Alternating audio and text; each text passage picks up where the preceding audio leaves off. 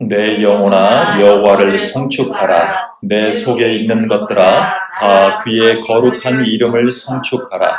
내 영혼아 여호와를 송축하며 그의 모든 은택을 잊지 말지어다. 그가 내 모든 죄악을 사하시며 내 모든 병을 고치시며 내 생명을 파멸에서 속량하시고 인자와 긍휼로 관을 씌우시며 좋은 것으로 내 소원을 만족하게 하사 내 청춘을 독수리같이 새롭게 하시는도다.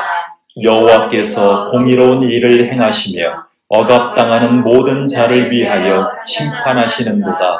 그의 행위를 모세에게 그의 행사를 이스라엘 자손에게 알리셨도다. 여호와는 긍휼이 많으시고 은혜로우시며 노하기를 더디하시고 인자하심이 풍부하시도다. 자주 경책하지 아니하시며 노를 영원히 품지 아니하시리로다.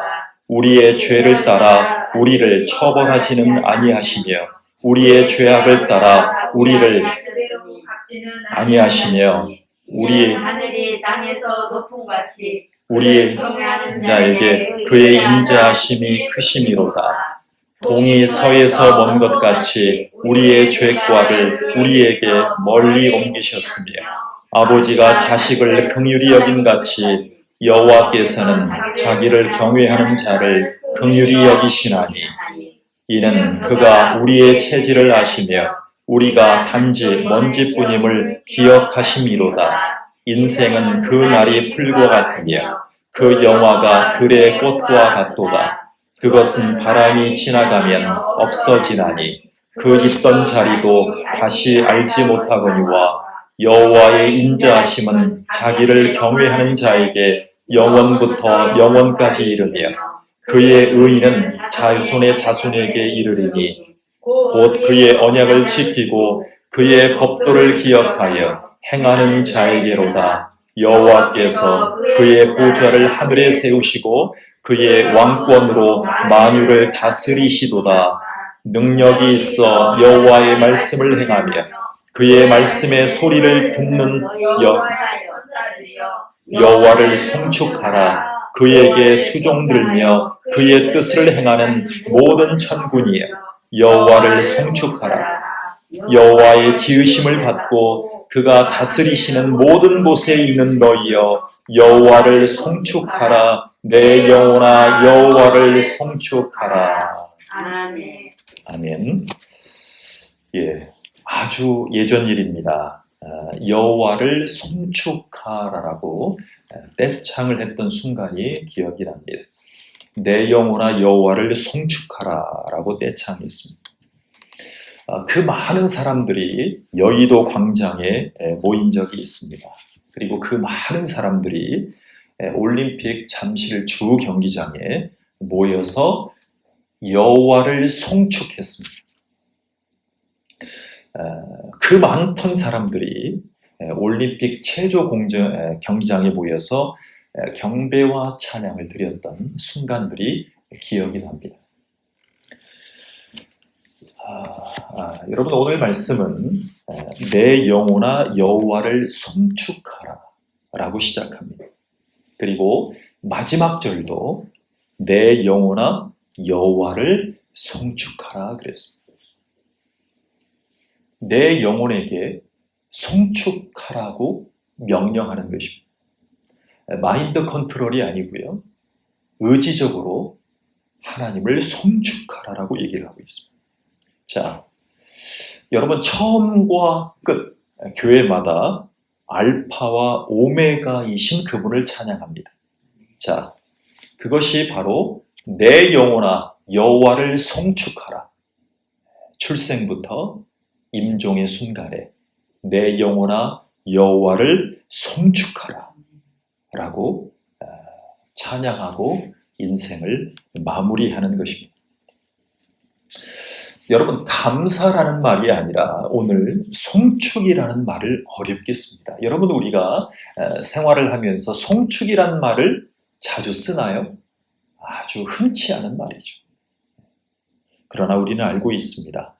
송축, 화환과 비슷하면서 축복한다, 축복하는 노래, 뭐 이렇게 좀 비슷하게 우리가 인지를 하고 있습니다.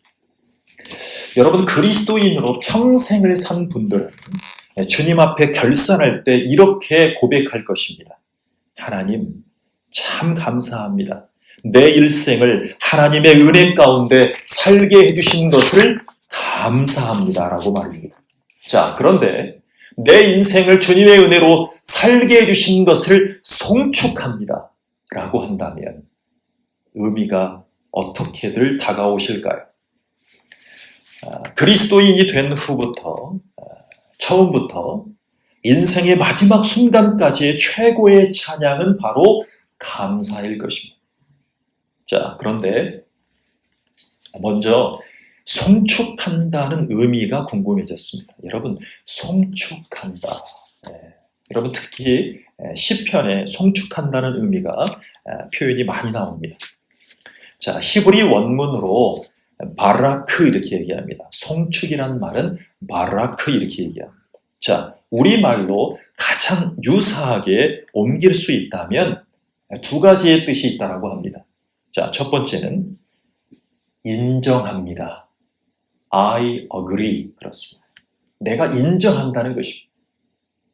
자, 두 번째는 감사합니다. 그런 뜻입니다. 그러니까 내가 주님을 인정합니다. 내가 주님께 감사합니다. 바라크, 송축합니다. 내 영혼이 주님을 송축합니다. 내 영혼이 주님을 인정합니다. 내 영혼이 주님께 감사합니다. 이렇게 이해하시면 되겠습니다.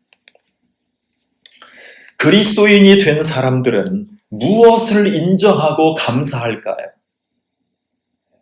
그리스도인이 되었다는 것은 교회를 출입하느냐 아니냐의 문제가 아니라 그리스도인이 된 이후에 무엇을 인정하고 감사할까요? 바로 하나님이 내게 베푸신 축복들이 있었습니다. 그 축복들을 떠올려 보니까 내 안에서, 내 마음속에서 인정할 만했습니다. 감사할 만했습니다. 하나님, 내 인생이 어머니 뱃속에서 출생했지만 내가 그리스도로 인해서 출생한 이후에 내 삶을 보니까 주님께 감사한 것이 인정할 만했습니다. 여러분, 모든 사람들은 자기에게 잘못한 사람에게 원한을 갖습니다. 나에게 잘해준 사람을 내가 묵상하지만 나에게 잘 못한 사람은 하루 종일 묵상하고 명상하고 다행인 것은 어떤 사람들은 마인드 컨트롤로 괜찮아, 그럴 수도 있지 하고 넘기는 경우들이 많죠. 그것의 일상의 반복입니다. 그런데 나에게 정말 잘못한 사람들에 대해서는 하루 동안 원한을 갖는데 오래 갔습니다. 바로 이것을 인간의 죄성의 한계라고 얘기를 할 수 있습니다.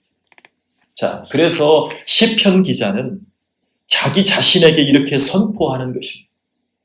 오늘 시편 103편이잖아요. 뭐라고 선포하는지 아십니까? 그의 모든 은택을 잊지 말지어다. 그의 모든 은택을 잊지 말지어다. 자, 그러니까 송축한다는 말은요, 내 영혼아 여호와께 감사하라 라고 하는 선포인 것입니다. 우리 주님이 최후의 만찬을 나누실 때에 제자들에게 당부하신 말씀이 있습니다. 여러분, 최후의 만찬을 기억하지 마시고 이제는 최후의 만찬의 그 그림을 보실 때 제가 재미있는 그림이 있어요. 한번 떠올려 보시기 바랍니다. 제가 페이스북을 잘 봐요. 성경 통독을 아주 이렇게 홍보를 하고 권유해요. 우리나라가 6만 교회가 될 수 있었던 것은 100년 전에 버섯인 신고 고무신 신고 성경을 등에 이고 성경을 읽으라고 권했던 분들 때문에 김익두, 최건능, 주기철, 한경직 목사님들이 태어나셨잖아요. 그런데 제가 페이스북에 그렇게 활동을 하면서 어떤 분이 올리는 걸 아주 재밌는 사진을 보게 됐어요. 잘 아시다시피 최후의 만찬 그림이에요. 근데 사진이 하나가 있고 두 개가 있어요. 제일 위의 사진은 오리지널 최후의 만찬 사진이에요. 그림이에요, 그림. 근데 밑에 사진이 한참 봤어요. 밑에요. 코로나 시대에 예수님과 제자들에게 다 마스크를 씌워놨어요. 그리고 4인 이상 집합 금지이기 때문에 제자들이 몇 명이죠? 12명이잖아요. 그리고 예수님 13명이죠. 예수님도 잡혀갈 수 있어요. 그래서 4명씩 식탁을 나눠놨어요. 그래서 식탁이 4개로 나누어진 그림이 페이스북에 올라와져 있었습니다. 우리 주님이 최후의 만찬을 나누실 때 제자들에게 당부한 것이 있었어요. 우리가 잘 아시다시피 너희가 이것을 행하여 나를 기념하라. 뭐하라? 기념하라 그랬습니다. anniversary 그랬습니다. 여러분, 기념하라는 것은 주님이 기념하라고 당부하고 명령하신 이유는 기억하라는 말입니다. 여러분, 독일 땅에 가면, 폴란드에 가면 600만 명의 유대인을 죽인 홀로코스트 수용소가 나옵니다. 메르켈이라는 독일 총리가 이렇게 진심 어린 화해와 용서를 구하면서 세계인들에게 우리는 잘못했습니다. 그러나 우리는 기억할 것입니다. 그렇게 고백을 했습니다.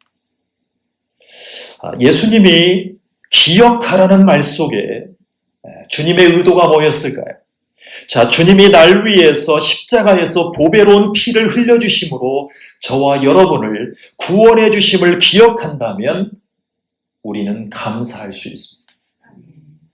그 감사할 수 있는 주의 백성들이 지금 주일 예배를 드리고 있는 것입니다. 여러분, 우리는 믿음의 단계에서 기쁠 때도 낙심될 때도 있습니다. 그래서 오늘도 예배에 비참한 분들이 계시죠. 온라인 예배를 드려야 함에도 세상 근심으로 고통하는 성도님들이 계시죠. 구도자들이 계십니다. 자, 신앙생활을 영위하다 보면 기쁠 때만 있지 않습니다. 낙심될 때가 같이 옵니다. 너무나 행복감이 들 때가 있습니다. 그런데 심히 고난에 처할 때가 있습니다. 그런데요, 우리가 이 세상에 살면서 우리가 천국을 소망하지 않습니까? 그러니까 천국에 보증된 우리들이 이 세상에 살면서 천국에는 찬양으로 가득한 그런 곳이라는 것을 기억하고 우리가 이곳에서 신앙생활을 하고 있는 것입니다. 그러니까 우리 이 세상 속에 심지어 교회 안에 있을지라도 우리의 마음이 항상 기쁠 수는 없기 때문에 우리가 이 자리에 은혜를 사모하지 않습니까? 그러니까 우리가 천국에서 찬양과 기쁨과 그리고 주님께 감사하는 예배만으로 가득한 그곳을 우리가 사모하지 않겠습니까? 여러분, 오늘 시편 기자는 송축하라는 말을 하면서 주님이 우리에게 베푸신 은혜를 기억하라고 얘기를 합니다. 그리고 우리 가운데 예배를 드리면서 감사의 찬양을 드리라고 얘기를 합니다. 자, 1절부터 5절까지 한번 보시기 바랍니다. 우리가 아까 읽었는데요. 1절에서 5절까지 보시면 누가 송축해야 할까요? 여러분, 누가 주님께 감사해야 할까요? 누가 주님께 송축할 수 있을까요?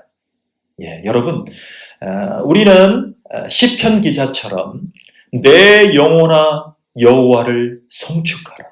여러분, 누가 송축할 수 있을까요? 그거에 대한 답이 있어요. 여러분, 자주 나오는 표현이 있어요. 누가요?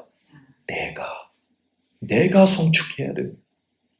여러분, 내 영혼아 내 속에 있는 것들아 다 라는 말을 우리가 보게 됩니다. 이 말은요, 내 전 존재를 다해서 하나님을 찬양하라는 것입니다. 나의 모든 것을 다해서 주님을 찬양하라는 것입니다.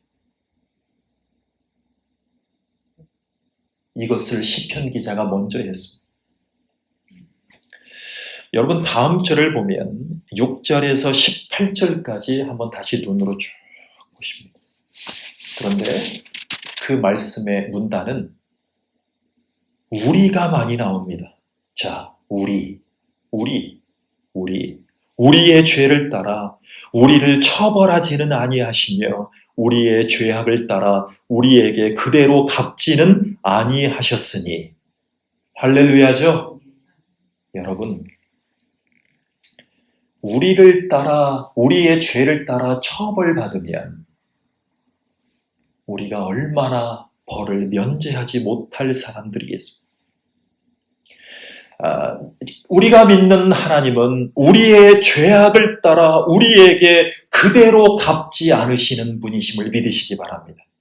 그리고 그분이, 그 주님이 어떻게 말씀하시냐면 우리의 체질을 아시며 우리가 진토임을 기억하심이로다 그랬습니다. 여러분, 이 말씀은 사실은 시편 기자가 이 말씀을 쓸 때는 우리라는 것은요, 우리의 죄악을 따라, 우리라는 것은 당시에 이스라엘 백성을 가리켜요. 여러분, 이스라엘 백성들이 얼마나 죄를 많이 범했습니까?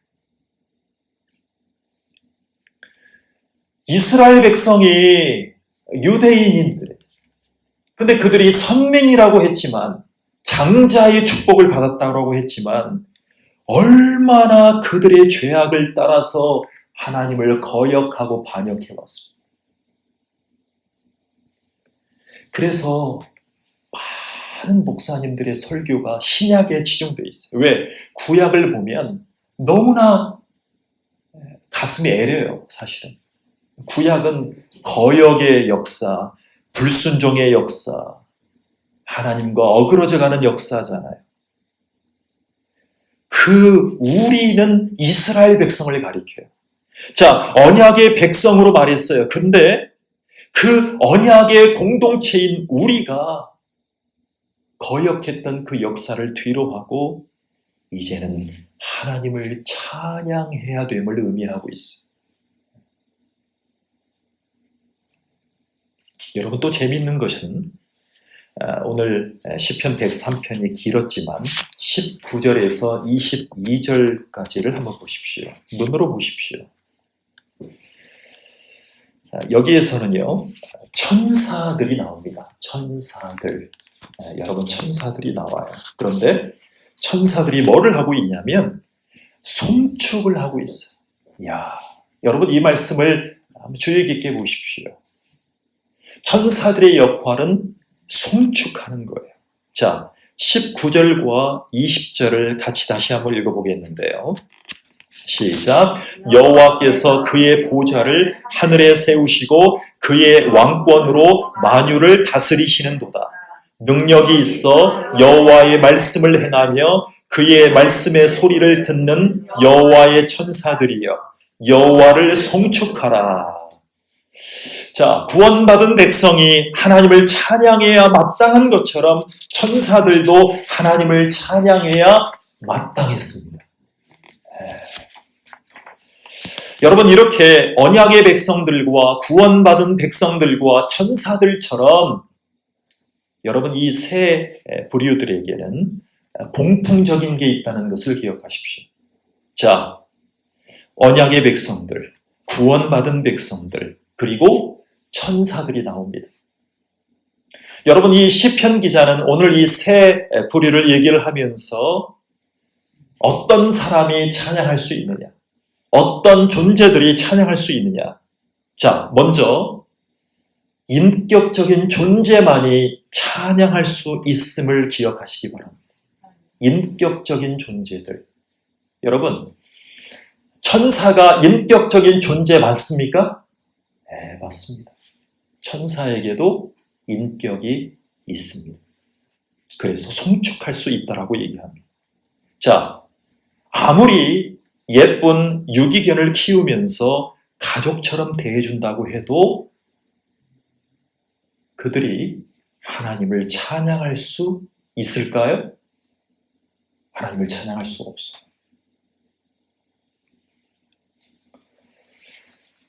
여러분, 기쁘고도 슬픈 소식은 출산율이 1% 밑으로 떨어지고 있습니다. 그러니까 결혼 포기, 연애 포기, 출산 포기, 직장 포기, 집 포기. 5포기. 5포기예요. 5포기. 그런데 6포기, 7포기도 더 많아요. 여러분, 이렇게 세상적으로 보면 암울한 시기에 새로운 대통령이 뽑히면 모든 것이 다 잘 될 것이라고 혹시 믿는 분들이 계십니까?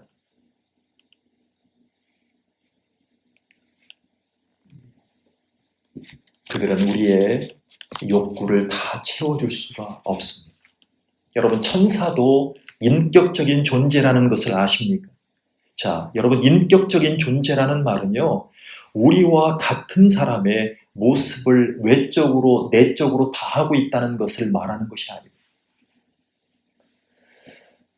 여러분, 지식과 감정과 의지 있잖아요. 지식과 감정과 의지, 이것을 인격의 3요소라고 얘기해요.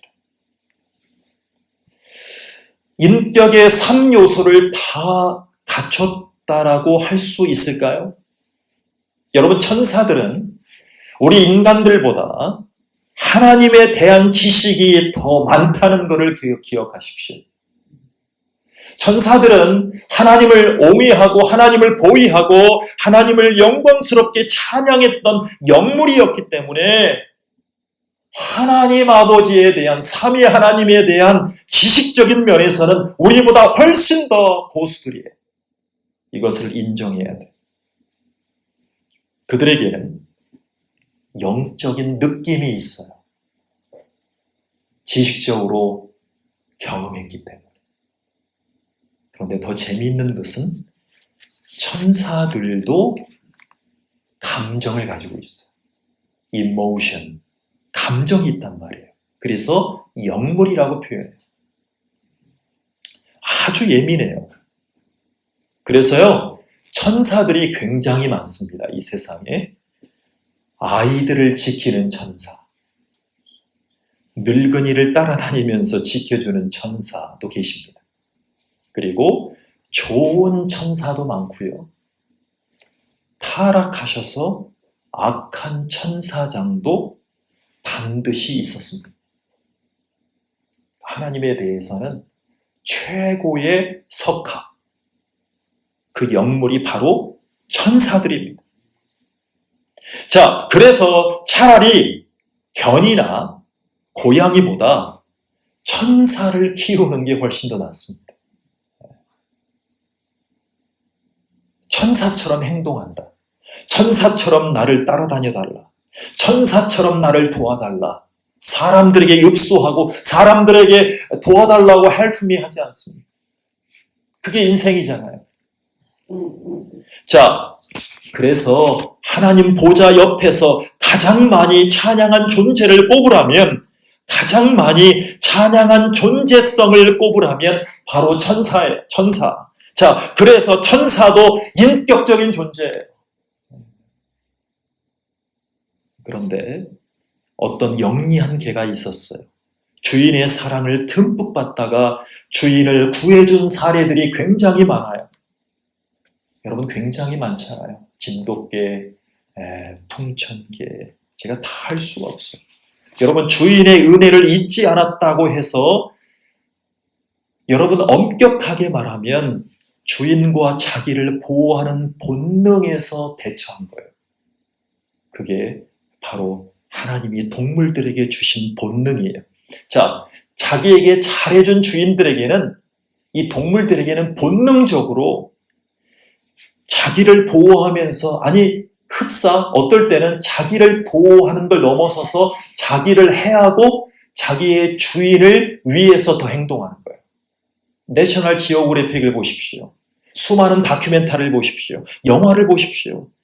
개들과 소들과 돼지들과 심지어 미물 같은 모든 동물들의 마음속에 이런 게 있어요. 어떤 동물들 가운데는요, 내가 반응을 팍 보이면 나를 해야 합니다. 근데 내가 가만히 있고 내가 너에게 방어할 아무런 마음이 없다는 것을 보여주고 가만히 있으면 어떤 동물은 나를 덤비지 않는 동물들도 굉장히 많아요. 그런 것 같죠? 정말 그런 것 같아요.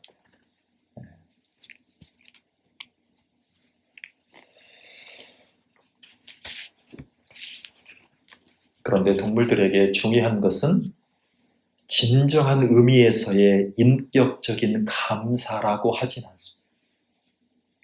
동물들이 주인들을 도와주고 살려줬다고 해서 인격적인 감사라고 하진 않습니다. 여러분, 전국을 다녀보면, 어딜 가보면요, 이 지방에서, 이 고을에서 어떤 힘든 일이 있었을 때 동물이, 개가 주인을 도와줬다, 이장님을 도와줬다 해서 기념비를 세운 동네가 솔찬히 있어요. 심지어 그랬다고 할지라도 인격적인 감사라고 할 수 없어요.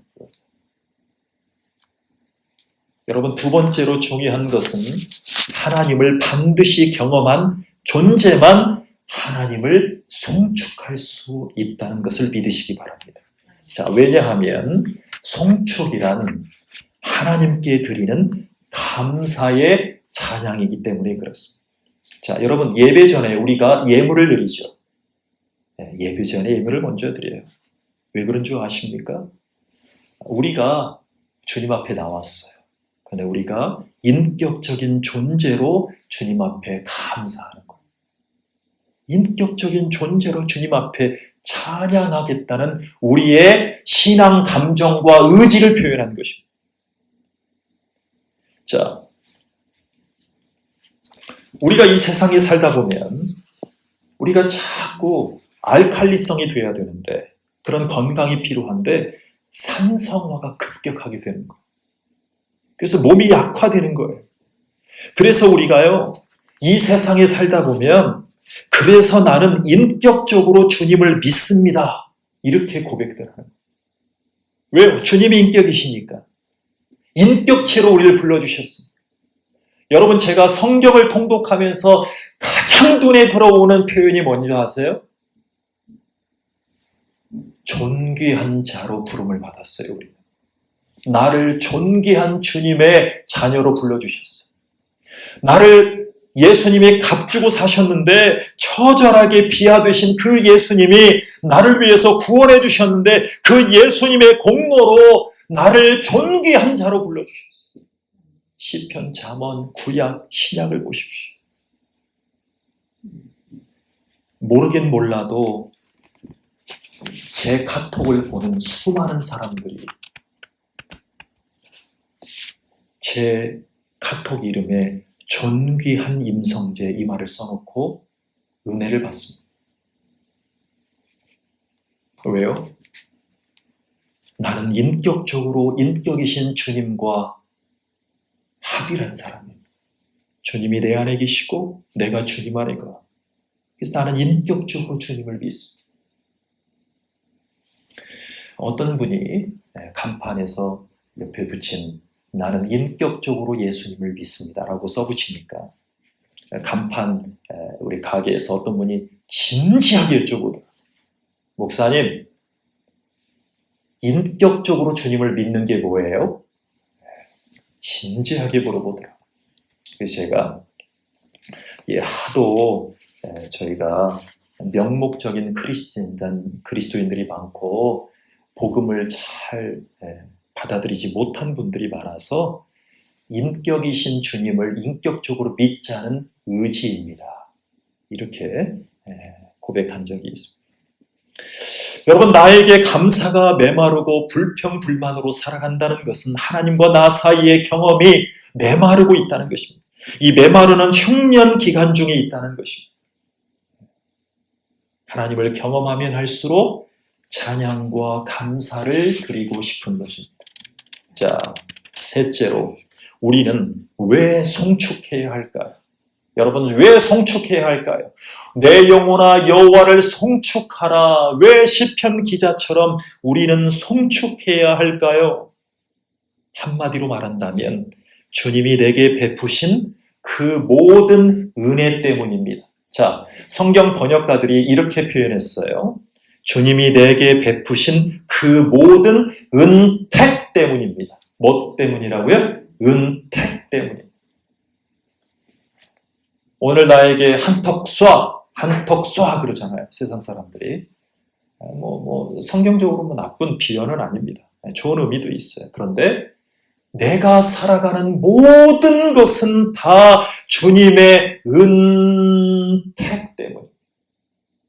여기서 모든이란 단어가 강조되었어요. 여러분, 성경을 보실 때 제발 접속사를 유의 깊게 강조하십시오. 모든 은택 이러지 마시고요. 모든 은택 이렇게 성경을 읽으십니다. 모든이란 단어가 심히 강조되었어요. 자, 그런데 2절을 보십시오. 시작. 내 영혼아 여호와를 송축하며 그의 모든 은택을 잊지 말지어다. 모든 은택을 잊지 말지어다 그랬어요. 자, 3절을 보시겠습니다. 시작. 그가 내 모든 죄악을 사하시며 내 모든 병을 고치시며 그랬습니다. 자, 여러분, 성경에서 등장한 사람들의 기적적인 사안들이 굉장히 많았잖아요. 그때 그 기적을 경험한 사람들은요, 주님의 은택 때문이었다고 고백을 했어요. 자, 그 은택을 생각할 때 우리도 우리에게 역사하셨던 그분을 찬양할 수 있어요. 모든 은택이라고 했어요. 우리가 하나님을 송축해야 할 이유를 찾아보길 원합니다. 자, 먼저 우리가 하나님을 왜 송축해야 될까요? 자, 첫 번째, 우리의 죄를 사하신 적이 있어요. 우리의 죄를 사해 주신 분이 우리의 병을 고쳐주신 적도 있어요. 임 목사님, 젊으셔서 얼마나 병든 분들의 고통을 아시겠어요? 아니, 난 예수 믿었는데 한 번도 내 병을 고침받은 적이 없는데. 여러분, 3분 중에 심지어 어떤 나라는 2분 중에 1분이 암에 걸린다고 하십니다. 근데 모든 은택이라고? 나 그동안 교회 열심히 다녔는데. 여러분, 이 구절에서 강조된 말은 죄사함이라는 말입니다. 죄사함. 여러분, 우리 이단분들께서 죄사함 거듭남의 비밀 이렇게 캐치프레이즈로 교회들에게, 이제는 정통 교회들에게 자꾸 편지를 보내서 전도들을 하시는데, 죄사함 거듭남의 비밀 헤드라인에 써 있으면 다 이단이에요. 자, 그런데 성경적으로 죄사함이 중요한 말이에요. 죄사함. 여러분, 이것이 가장 본질적인 은혜예요. 우리가 살아가면서 많은 병을 고침받고 살아간다는 것을 믿으시기 바랍니다. 특히 우리가 예수님의 공로로 구원받은 백성들은 날마다 살아가면서 많은 병을 고침받고 살아간다라고 이제부터는 느끼셔야 돼요. 여러분, 우리가 오늘도 태어났어요. 오늘도 일어났잖아요. 우리가 다운될 때마다 회복시켜 주잖아요. 혈액과 장기들이 회복되게 인도하시잖아요. 여러분 사실은 날마다 혈액과 장기들이 올바른 역할을 해주지 않으면 꼬여서 암에 걸리고 병마에 걸립니다. 그러니까 우리가 큰 것만 생각했어요. 그런데 사실은 혈액과 장기들의 제 역할을 하게 해주시고 날마다의 다운에서 회복되게 해주시는 그 모든 경험들이 은택임을 믿으시기 바랍니다.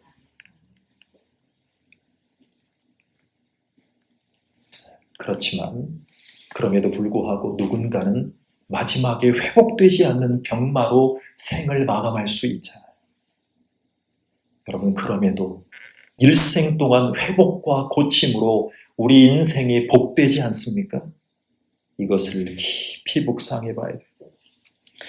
여러분 그래서 논란이 됐던 것들은 이거예요. 모든 병이 죄 때문에 일어난 것이냐? 이것을 굉장히 많이 궁금해들 하셨어요. 그런데 모든 병이 죄 때문에 일어나는 것은 아닙니다. 모든 병이 다 죄 때문에 일어난 것이라면 하나님이 하나님 되실 수가 없습니다. 그렇다고 해서 한편으로는 죄 때문에도 생길 수 있음을 믿으시기 바랍니다. 자, 그 대표적인 사례 가운데 하나를 소개합니다. 여러분 예수님께서 중풍병자를 향해서 선언하시는 장면을 떠올려 보십시오.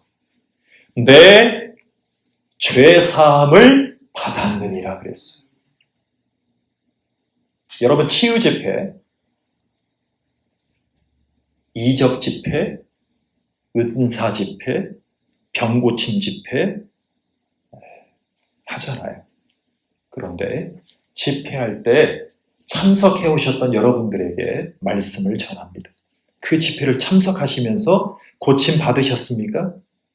고침 받으신 분도 계셨겠지만 사실은 저는 대부분의 집회에 회의감을 갖습니다. 그것을 구분하는 것은 오늘 주님의 말씀으로 우리가 적용할 수 있습니다. 주님이 방금 뭐라고 하셨어요? 내 죄 사함을 받았느니라 그랬어요. 여러분 한 영혼을 대할 때 병을 먼저 보면 안 됩니다. 그 영혼을 대할 때 내 죄 사함을 가지고 나왔느냐라고 설교자가 먼저 물어봐야 돼요. 설교자가 먼저 그 죄 사함을 터치하는 것입니다. 그래서 사도 바울 이후에 가장 위대한 설교자로 손꼽히는 설교의 왕자라고 하는 스펄전은 모든 설교 가운데, 모든 집회 가운데 먼저 예수님의 피가 뚝뚝 떨어지는 복음을 먼저 전했어요.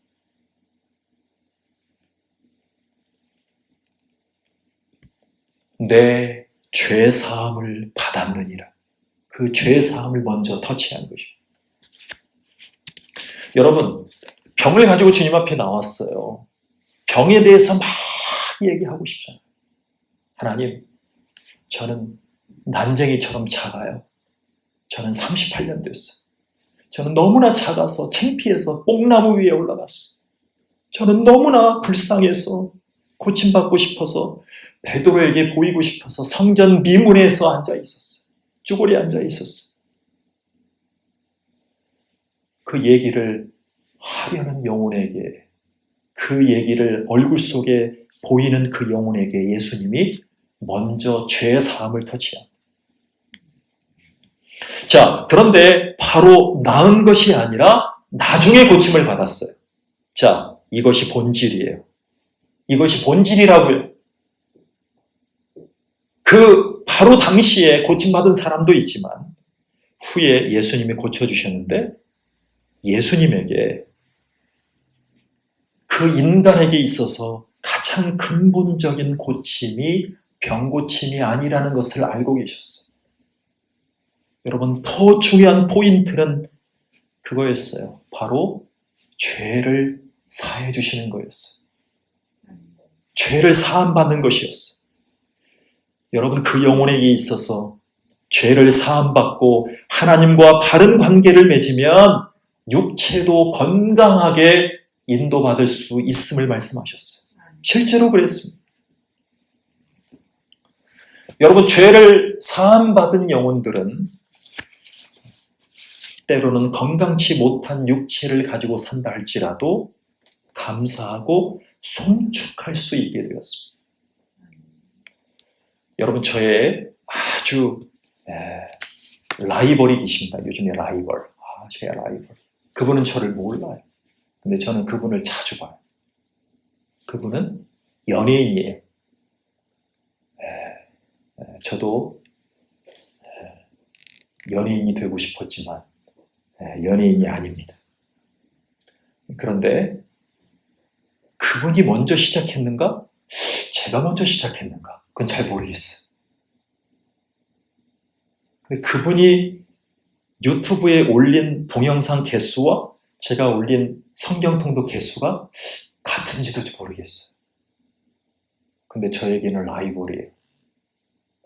그분의 음성이 여자분인데 너무나 편안해요. 너무나 사람들에게 치유를 주고 성경을 듣고 싶을 만한 그런 마음을 끼치는 분이에요. 물론 저도 그런 평가를 받고 있습니다. 은혜죠, 은혜예요. 이분은 신혜라 집사님입니다. 저는 임목사입니다. 근데 이 신혜라 집사님이 신의 라이프라는 유튜브에 성경 통독을 하시면서 항상 메인 화면으로 써놓은 게 뭐냐면 송명희 시인의 성경책이에요. 수십 년 동안 고통을 안고 태어나시면서 수십 년 동안 성경을 쓰고 빨간 줄, 노란 줄, 검은 줄, 하얀 줄 쓰면서 성경을 탈코탈케 본 그 성경을 가지고 사진을 찍어서 우리 신하라 집사님이 성경을 권서하고 있어요.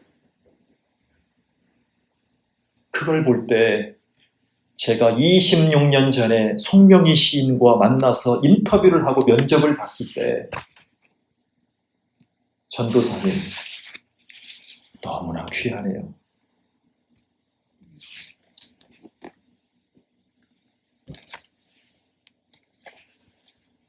하나님이 우리 전도사님을 잘 사용해 주실 줄 믿습니다. 목소리가 너무 좋으시네요. 그 한마디가 기억이 납니다. 근데 그 한마디를 하기 위해서 한 단어를 내뱉기 위해서 1분을 몸부림치십니다. 그랬더니 신하라 집사님이 그 은혜에 전염되어서 그 모든 은택을 모든 수많은 영혼들에게 성경을 나누고 있다는 것입니다. 자, 또 있습니다. 자, 5절에 짝을 이루는 말씀이 나와요. 자, 여러분 5절을 같이 한번 읽어보겠습니다. 시작. 좋은 것으로 내 소원을 만족해 하사 내 청춘으로 독수리같이 새롭게 하시는도다. 예, 뭐 하사? 만족해 하사. 여러분, 만족한다는 것. 여러분 다 만족해. 나 오늘 욜로족 됐어. 인생에서 가장 행복감을 느꼈어. 만족하다. satisfied. 만족하다. 여러분, 만족하다는 말을 우리 인생에서 자주 할 수 있다면 얼마나 좋겠어요. 여러분, 이왕 예수 믿는 거 만족할 수 인생이면 만족할 수 있다면 얼마나 좋겠어요. 그런데 이 만족해 하사와 새롭게 하시는 도다가 짝을 이룹니다. 자, 여러분, 믿는 분이라고 할지라도 하나님을 항상 정확하게 인지하고 고침받고 은혜를 받을 수 있을까요? 아닙니다. 어떨 때는 심히 예수님의 운명하시는 것처럼 그 지은 모든 우리의 지은 죄를 다 이고 하나님 앞에 토로하시는 그 장면처럼 우리가 너무 힘들 때가 많잖아요. 저는 은혜가 안 돼요. 어떨 때 은혜가 안 되는 줄 아세요?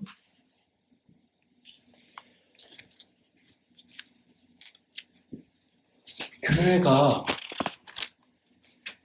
교회가 인원이 줄어들고 온라인 예배로 빠져나가고 예배를 드리는 분들이 적어진다고 하는 것을 장관, 질병청, 대통령에게 돌을 던지는 사람이 있어요. 유튜브에요. 목사라고 얘기하고요. 제가 어디 신학교 나왔는 거 잘 봤어요. 우리나라 주류 신학교예요. 심지어 석사, 박사까지 한 분도 계세요.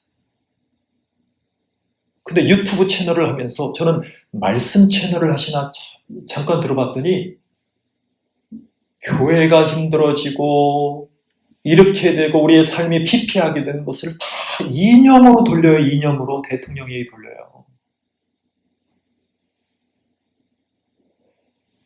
진지하게 여쭤봅니다. 그런 유튜브 하실 거면, 그렇게 광화문에서 집회하실 거면 목사를 반납하고 해주시기를 정중하게 부탁드립니다.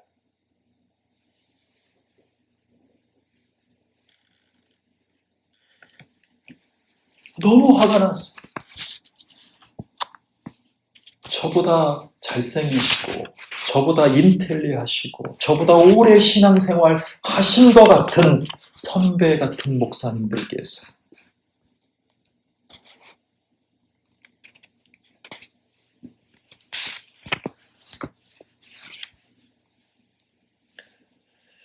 여러분, 하나님을 어떤 분들은 이렇게 생각할 수 있어요. 여러분, 운전하고 가지 않습니까? 그런데 숨어 있다가 불시에 튀어나와서 딱지를 떼는 폴리스들이 있잖아요. 하나님을 이렇게 받아들이는 분이 있어요. 예배를 한번 잘못 드리면, 헌금을 안 드리면 하나님이 나를 징계하시고 질병도 주시고 우리 자식들 앞길도 막으시는 인과 응보의 하나님. 여러분, 성경은 인과 응보가 맞습니다. 그런데 그 인과 응보를 한마디로 누가 속량하셨죠? 예수 그리스도가 담당하셨죠. 그런데 하나님을 항상 이렇게 대하시는 분이 있어요. 잘 되면 시기합니다. 그리고 하나님을 오해합니다. 비교합니다. 질투합니다. 이렇게 하나님을 곡해하고 비극적인 하나님과를 가지신 분들에게 오늘 위로를 전합니다. 자기의 뜻과 하나님 뜻과 늘 다르기 때문에 하나님을 믿는 것이 불편하다라고 여기는 것입니다. 여러분, 이것은 괜찮습니다. 이렇게 여기는 것도 괜찮습니다. 다만 하나님을 믿으면 결국 손해라고 결론 짓고 교회를 떠나가면 너무나 안타까운 거죠. 그래도 괜찮습니다. 거기까지 그 마음을 갖는 것은 하나님을 아직 경험하지 못하셨기 때문에 그렇습니다. 자, 그런데 제가 이제 이번 주에 우리 교회를 출석하셨던 분에게 가서 그 부근에 가서 전화를 하고 뵙기 위해서 전화를 안 받으셔서 제가 문자를 남겨놨어요. 하나님이 말씀으로 터치하시고 가정에게 역사하시려는 이 찰나에 반대가 있을 수 있습니다. 마음에 다른 마음이 품어질 수 있습니다. 괜찮습니다. 기도할 테니 다시 돌아오십시오. 이렇게 하는 거죠. 자, 그런데 반대로 우리 안에 일어나는 건강한 소원이 있어요. 그 아름답게 바람직한 소원들은요, 어쩌면 하나님이 주신 소원이에요. 그래서 우리는 그분을 찬양하는 거예요. 그런 유명한 말씀이 있지 않아요? 너희 안에서 행하시는 이는 하나님이시니 자기의 기쁘신 뜻을 위하여 너희로 소원을 두고 행하게 하시나니. 자, 기쁘신 뜻 그리고 소원, 이 두 것을 기억하십시오. 그래서 빌립보서 2장 13절에 이렇게 말씀하셨잖아요. 여러분, 하나님이요, 나를 교회로 목사님에게 우리 말씀을 전하시는 성도님들에게 전도자에게 붙여주셨어요. 그래서 그 영혼을 구원하시기 위해서 내가 죄 사함을 받았느니라. 병에 관심인, 세상의 근심에 관심인 사람들을 만나시는 그 광경 가운데 우리도 그런 영혼들을 만나게 되잖아요. 그럴 때에 하나님은 나를 구원하시기 위해서, 우리를 구원하시기 위해서 내 죄악을 가지고 오시기 원하십니다. 이것을 믿으시기 바랍니다. 그리고 필요하면 병을 고쳐주셨습니다. 여러분, 성경에 보시면 고침받은 사람 옆에 수많은 군중들이 있잖아요. 이스라엘 백성들. 그들이 아브라함의 후손, 다윗의 후손이에요. 어디로 가십니까? 그 예수님을 붙잡았잖아요. 근데 그 예수님이 계속 병을 고쳐주시면 되는데 과잉 집회를 하는 그런 은사자들이 있잖아요. 과잉 집회. 계속 병 고침만 하는. 근데 예수님이 거기를 어떻게 하셨어요?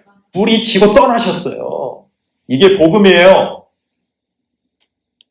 감동을 주시고 죄사함 받을 영혼에게 먼저 그 죄사함을 터치하는 설교자, 부흥 설교자가 더욱더 필요한 시기, 코로나 시국에.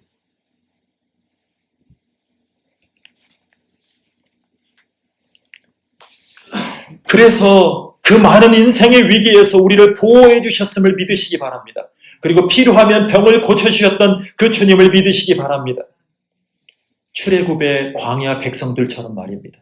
그의 하루하루의 순간순간의 모든 삶이 다 기적적이라는 것을 믿으시기 바랍니다. 기억해내시기 바랍니다. 여기에서 끝나시지 않습니다. 주님은 나에게 더 적극적으로 다가와 주셨어요. 내 인생을 써내려가는 그 와중에 나에게 소원을 주십니다. 그리고 그 소원을 만족해 하기 위해서 오늘 여러분들 이 자리에 불러주십니다.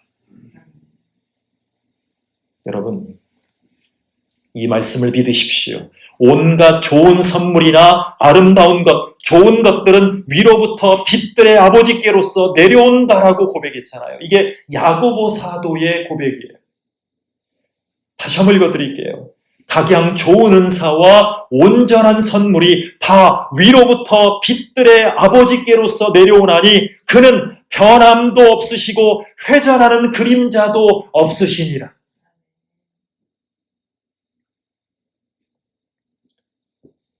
저는 어떤 때 놀라는 것이 있어요. 기도를 안 했어요. 기도를 안 해온 부분들이 있어요. 그런데 이루어 주신 것들이 경험될 때, 발견될 때, 그럴 때입니다.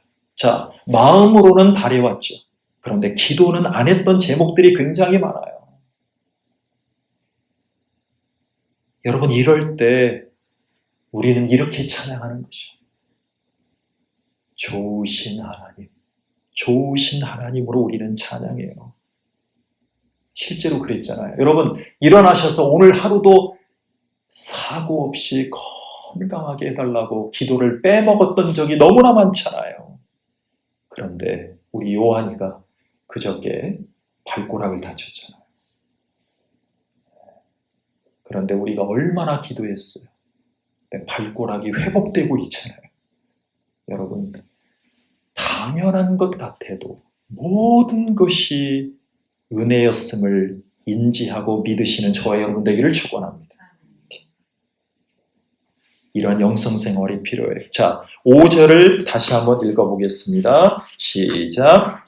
좋은 것으로 내 소원을 만족하게 하사 내 성품으로 소리같이 새롭게 하시는도다. 여러분, 우리의 소원을 만족해 하시고 새롭게 하신다고 했어요. 그런데 우리의 인생에 가장 고통스러운 게 뭘까요? 늙어간다는 고통일 거예요. 늙어간다는 고통. 여러분, 제가 재미있는 예화가 있어서 유심 있게 쳐다봤어요. 자, 여러분 앞으로는 동물원에 가시면 꼭 독수리를 유심 있게 보시기 바랍니다. 독수리는 아주 훌륭한 동물이더라고요. 조류들. 그런데 독수리의 가장 큰 장점이 있어요. 독수리는요, 노쇠해서 죽는 동물이 아니랍니다. 늙어서 죽는 동물이 아니랍니다. 눈이 활짝 열리는 거예요. 독수리처럼 오래 살고 싶어서. 그런데요, 독수리들이 가장 많이 괴사하는 이유가 있습니다. 여러분, 독수리가 누구한테 잡혀서 죽었다는 한번 영화 비슷한 걸 보신 적이 있어요? 저는 별로 본 적이 없어요. 그런데요, 독수리가 갑자기 죽는 이유가 뭐냐면 독수리에게 가장 핵심이 뭐예요? 부리잖아요, 부리. 독수리의 부리가 길어지는 거예요. 길어지면서 힘이 약해지고 거기에 있는 모든 것들이 잘못되는 경우입니다. 그래서 이 부리 때문에 독수리가 죽어간다라고 합니다. 그런데 아이러니하게도 독수리의 부리는 독수리가 날렵하고 강렬하게 살아가는 그의 약육강식의 그의 청춘의 심볼이라고 얘기해요. 심볼. 가장 강한 것이 약해졌을 때 죽어가는 것입니다. 그런데 더 재밌는 사실이 있어요. 더 은혜로운 부분이 있어요. 자, 우리 주님이 우리를 독수리처럼 새롭게 하신다는 말씀이 있어요. 그러니까 이 말씀은 이렇게 믿으시면 좋아요.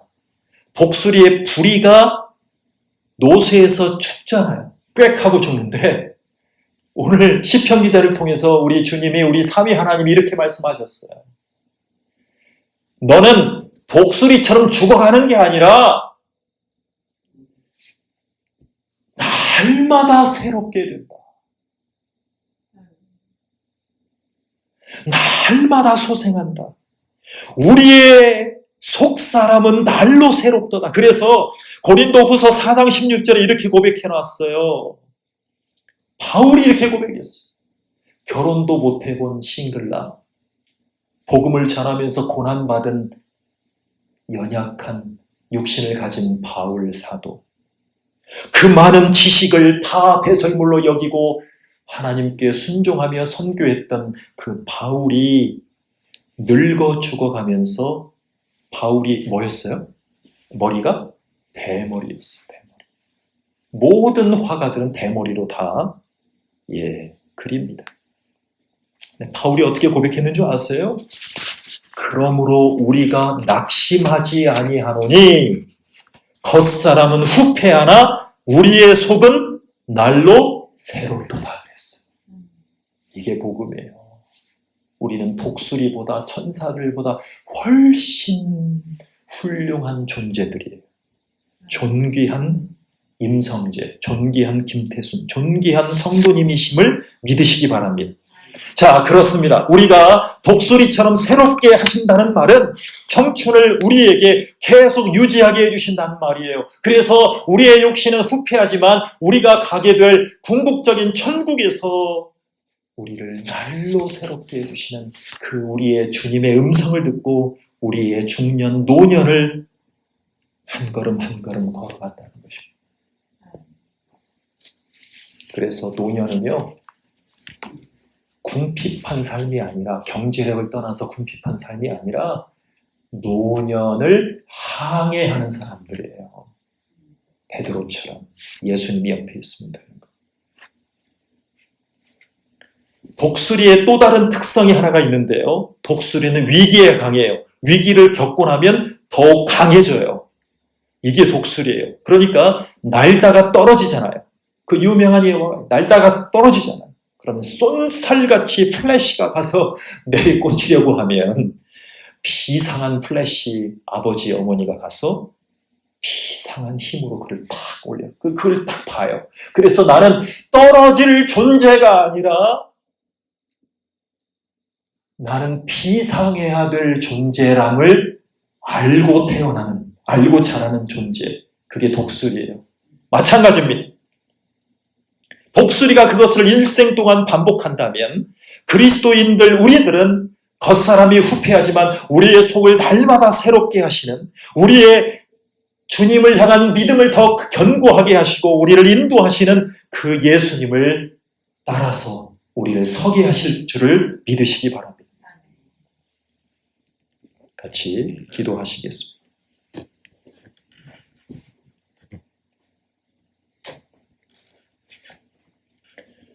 하나님, 우리를 도와주셔서 고맙습니다. 하나님, 우리를 인도해 주셔서 고맙습니다.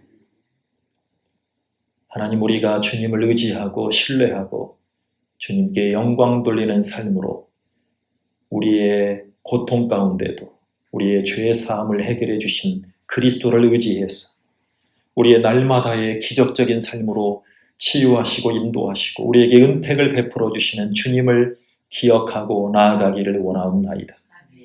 우리를 도와주셔서 날마다의 기적 가운데 날마다 주님의 은혜로 감사하며 살아가는 주의 백성들로 인도해 주시옵소서. 우리에게 믿음의 믿음을 더해 주셔서 인생의 위기를 주님 안에서 새로워지는, 주님 안에서 비상할 수 있는 귀한 믿음의 헌신자들, 성도들로 축복해 주시옵소서.